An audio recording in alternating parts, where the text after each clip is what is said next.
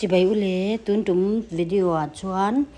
khuzol veng thara siapui saron par vulmoi nal em mai asial chi sang te ani nual boka chungvel chu kan clear howanga aming te kan thiat ang te hianin kan han soya kan thiat lo te kan siat dik lo te po alo omani chuan kha comment lama te po khanin min lo sil thei chuanin alom omotang min lo sil don nia o tuna hianin saron bi khi aming sang nen ron ti chwa hi ka tuma kala khom me ka chuwang chuan chumi konga kan tran tlan na te po ani ngal bokanga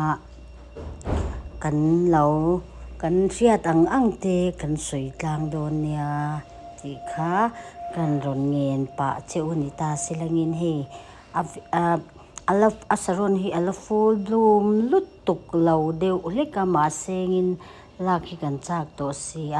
kan han la ni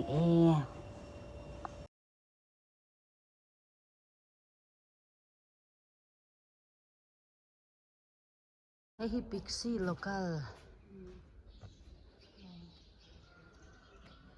hi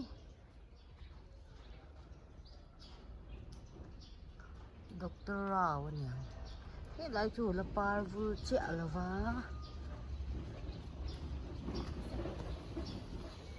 hi la tu han hi ingele hi trial ve tho sia ma sia miss Holland em no ni le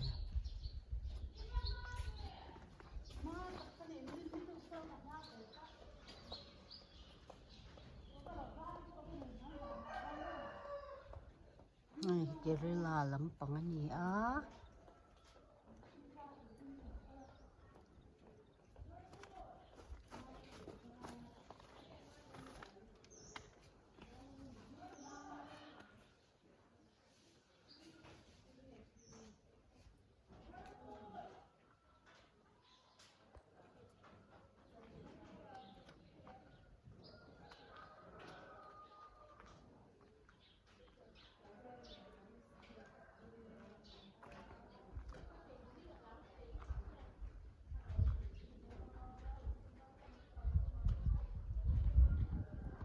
he ti zong ti hang kan la nge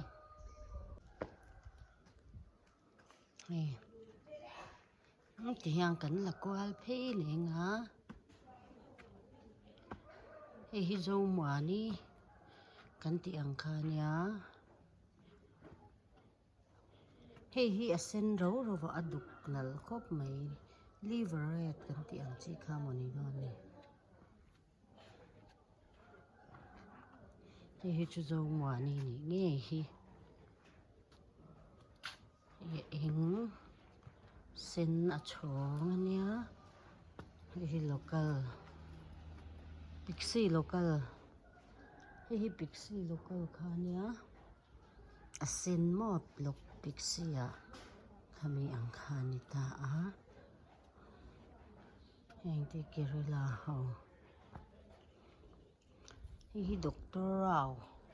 kan ti ang khania rawa kan ti khama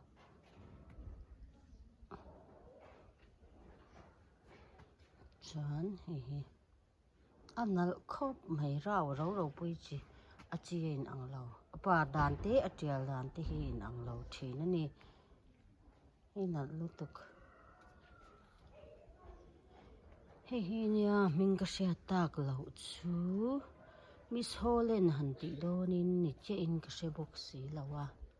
ming sia chuan lo soi ru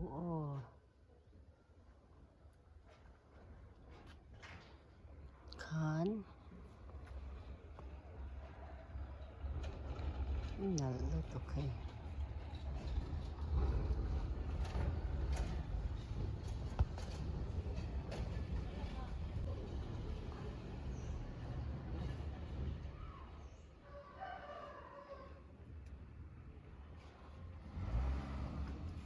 he lampang hian he lo le hi lampang hi sial deuh hlek ho da na nia hi heng te hi la full bloom chi alo deuh ni hi du ai chuan he te hi Kerala peach hei hi butterfly tiang kha ni hi ngom ni hi butterfly chuan hei hi spotted na rang lo hei hi spotted na rang lo nia an nala nia hei om da ni hi mo spotted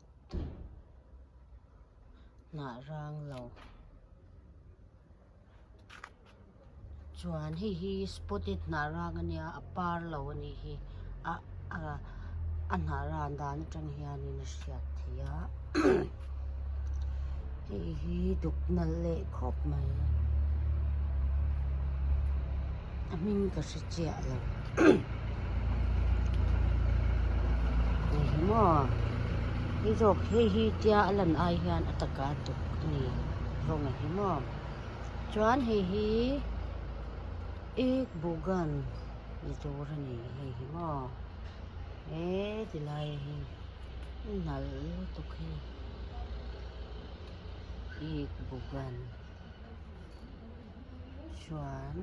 po hi ek bugan a ang ve tho mai ma si sui sang dewin ka hria nei tunu khan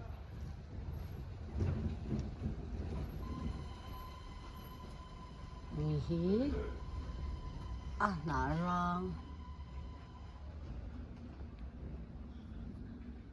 he tilama hian na rang khanin hi na rang par sen te hi a eng te ani a na rang par eng mo chuan hi rainbow ati da in ka hri ha mo hi a par dan hi tlemin a dang le dewa hi na rang sen tho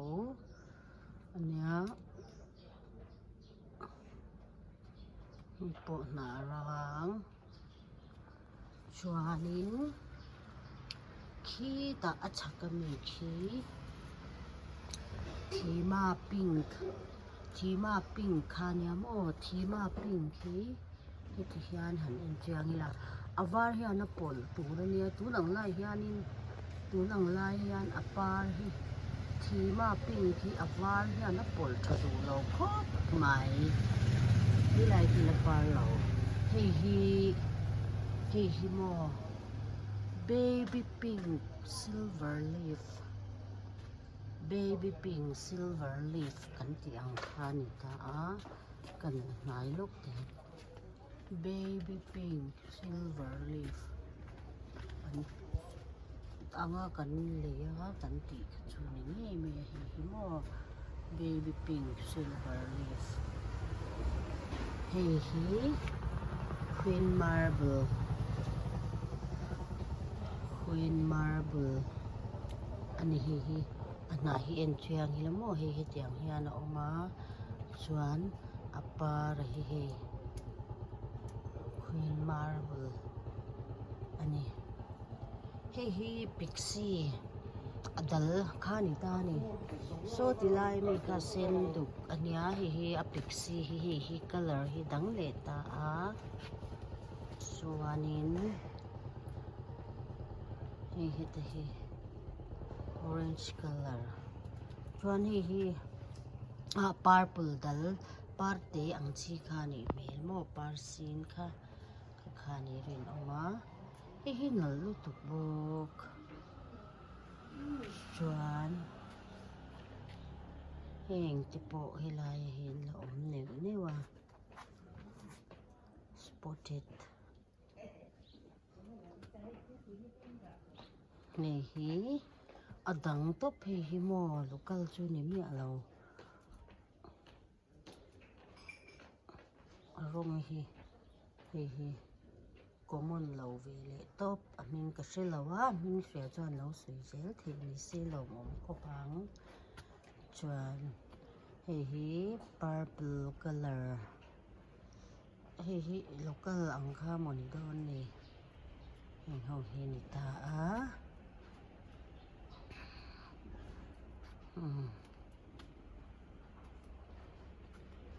hey butterfly nanti kama hey butterfly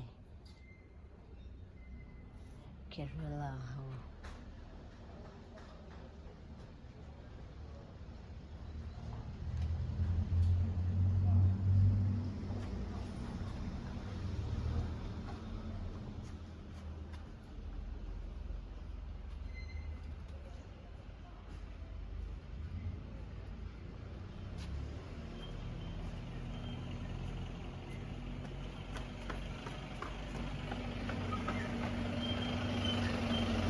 อันนั้นลมครบไหม